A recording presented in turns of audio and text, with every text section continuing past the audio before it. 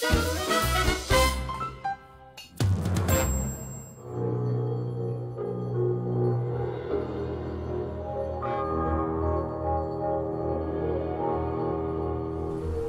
the past year, I've been travelling around the country, coming to places just like this in South Manchester, talking to people, listening to people about community cohesion and how we can look at integration in a different way, and particularly what is the British identity.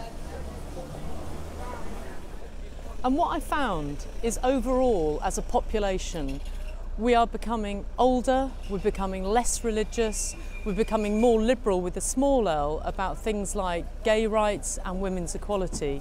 And at the same time, we are much more diverse than we used to be and significantly less segregated.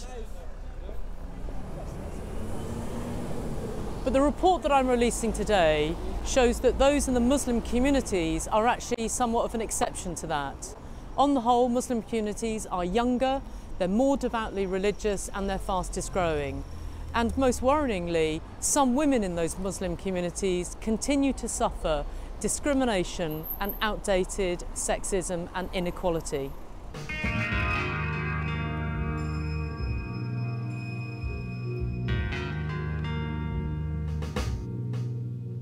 And in some northern towns like this, Muslim communities are becoming more concentrated, not less segregated. I was really struck by this street when I came to it. Down this side of the road, there are 5 mosques, all built in incredibly close proximity to each other. On this side of the road, you've still got a formerly white British community, both communities living cheek by jowl, and sometimes that can cause real tensions.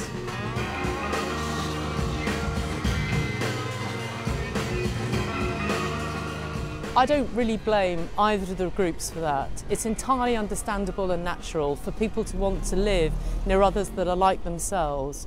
But it is time for politicians, community leaders, public servants, religious leaders to start to have honest conversations about the difficult issues that these raise. We can't expect, with the high levels of immigration that we've been having, for integration just to take care of itself. We've got to be better at managing that integration so that we live together as one community and not two.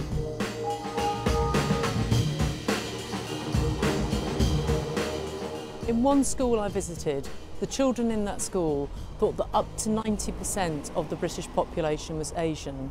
That is simply no preparation for those children in terms of bringing them up in Britain, where 8 out of 10 people are white. And especially as they go out into a world where they still will face discrimination and disadvantage.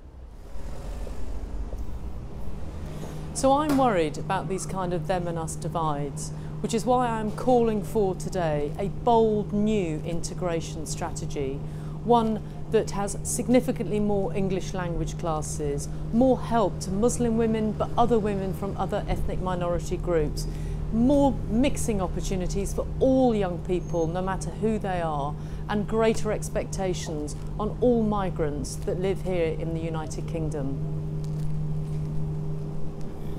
Hi, that's brilliant, lovely, thank you.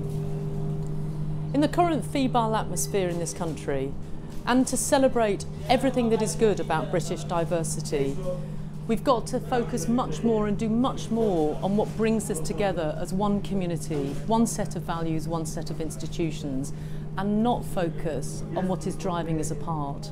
And a failure to do so only leaves the ground open for, on the one hand, Islamist extremists, and on the other, the extreme far right.